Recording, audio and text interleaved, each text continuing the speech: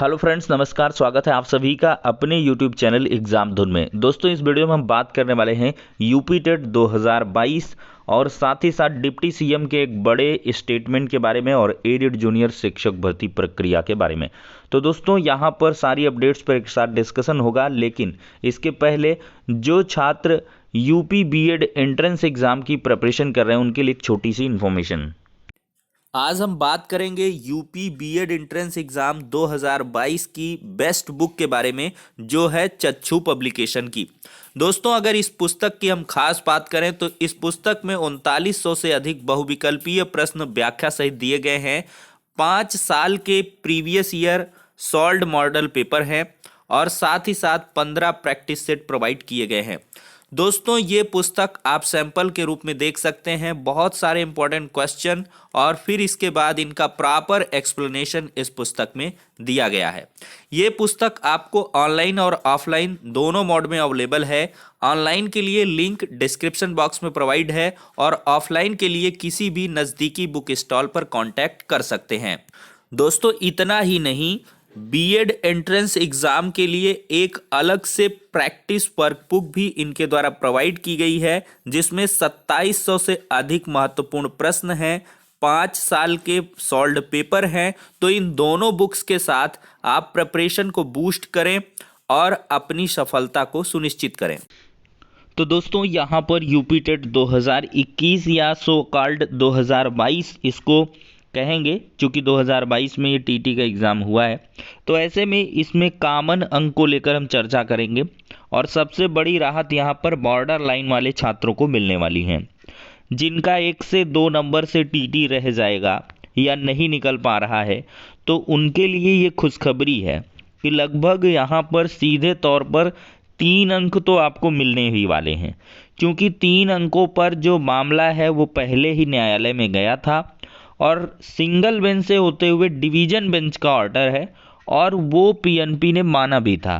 तो ऐसे में यूपी टेट 2017 के हम 3 विवादित प्रश्नों को आपको बताने वाले हैं, जिनमें आपको सीधे से कॉमन अंक मिलेंगे। दोस्तों, यहाँ पर आपको पहला प्रश्न मिलेगा, ये वाला प्रश्न अप्रिय लगना या कष्टदायक होना। इसमें 2 उत्तर सही है। आँख की किरकिरी वाला जो प्रश्न है, तो इसमें आपको कॉमन अंक मिलेगा। तो ये यहाँ से एक प्रश्न पर आपको कॉमन अंक मिलने वाला है, ये हो गया। और दूसरा प्रश्न आपका अगर देखा जाए तो यहाँ पर दोस्तों घास भूमि क्षेत्र यानी कि ईवीएस का ये क्वेश्चन है, जिसमें आपको 1 अंक कॉमन मिलेगा। और सुजनन शास्त्र वाला सीडीपी का एक क्वेश्चन है, जिसमें आपको कॉमन अंक मिलेगा। तो एक हिंदी से, एक आपका ईवीएस से और एक सीडीपी से, 3 तो ये कन्फर्म ही है। 3 अंक आपके 100% बढ़ने हैं, ठीक है। और अगर आपके यहाँ पर 87 नंबर भी हैं तो 90 हो जाएंगे। अगर 79 हैं तो आपका 82 हो जाएगा। तो इस वजह से ये बॉर्डर लाइन 80 वाला भी अब पास आउट हो पाएगा, 80 से 82 पहुँचेगा। मतलब हज़ारों छात्रों को यहाँ से राहत मिलने वाली है अगर आपका 1 से 2 अंक से टीटी रह रहा है। और भी देखिए, 14 प्रश्नों की भरमार है, 14 प्रश्न लगभग विवादित हैं, तो 14 प्रश्नों पर सवाल खड़े होंगे। अब देखते हैं पीएनपी, चूंकि इसमें विवाद काफ़ी बढ़ रहा है इस पेपर को लेकर, रिपीटिशन का भी मामला न्यायालय में जा चुका है। उच्च न्यायालय लखनऊ में यहाँ पर जो याचिका है वो दाखिल की जा चुकी है कि इतने ज़्यादा क्वेश्चन आखिरकार एक ही परीक्षा के अंदर क्यों रिपीट किए गए हैं। तो इसके आधार पर यहाँ पर देखा जाए तो छात्रों ने याचिका भी कर रखी है। अब देखते हैं माननीय न्यायालय के द्वारा क्या कुछ यहाँ पर डिसीजन दिया जाता है, क्योंकि यहाँ पर 80-90 क्वेश्चन रिपीट हुए हैं। और साथ ही साथ अगर देखा जाए जूनियर लेवल का तो पूरा का पूरा पेपर ही रिपीट हुआ है। तो ऐसे में न्यायालय इस मामले पर क्या कुछ कहती है, ये देखना भी होगा।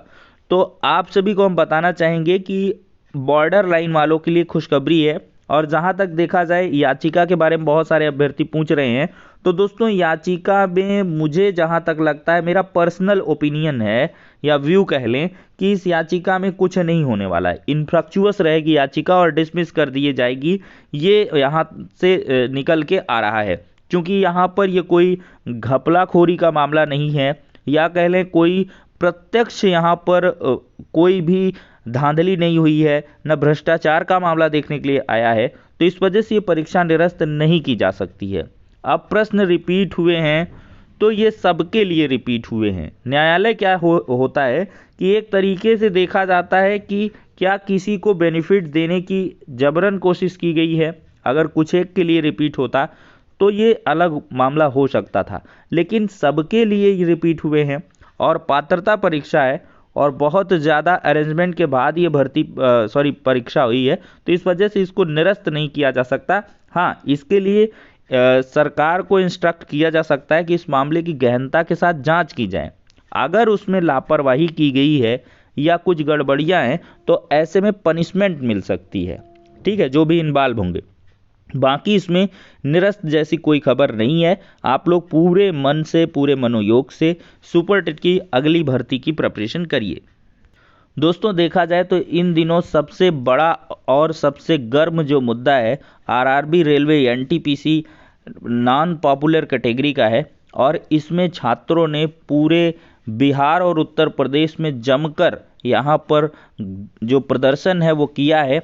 आज की तो कुछ भयावह तस्वीरें भी हैं जिसमें ट्रेन वगैरह में आग लगा दी गई और कल की डेट में प्रयागराज में छात्रों का जो प्रदर्शन रहा है उसमें भी रेलवे ट्रैक को जाम करने की कोशिश की गई थी और इस पर जो है पुलिस खासी नाराज़ दिखी, पथराव भी हुआ था और फिर इसके बाद छात्रों को हॉस्टल में घुस कर बर्बरतापूर्वक पिटाई की गई थी।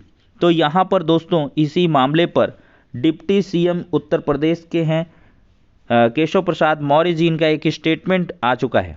देख सकते हैं केशव प्रसाद मौर्य जी का कहना है कि प्रयागराज में छात्रों के साथ घटना दुर्भाग्यपूर्ण है, दोषी पुलिस कर्मियों पर कार्रवाई होगी, छात्रों से संयम की अपील है, विपक्ष छात्रों के मामले में राजनीति न करे, जिन लोगों ने छात्रों की आड़ लेकर उपद्रव किया है जांच कर उनके खिलाफ कार्रवाई की जाएगी, प्रत्येक छात्र हमारा परिवार है, ऐसा आश्वासन केशव प्रसाद मौर्य जी के द्वारा दिया गया। और साथ ही साथ यहाँ पर 75th आज़ादी का Amrit Mahotsav, railway constitute high power committee to look into concerns of candidate over NTPC CBT 1 result.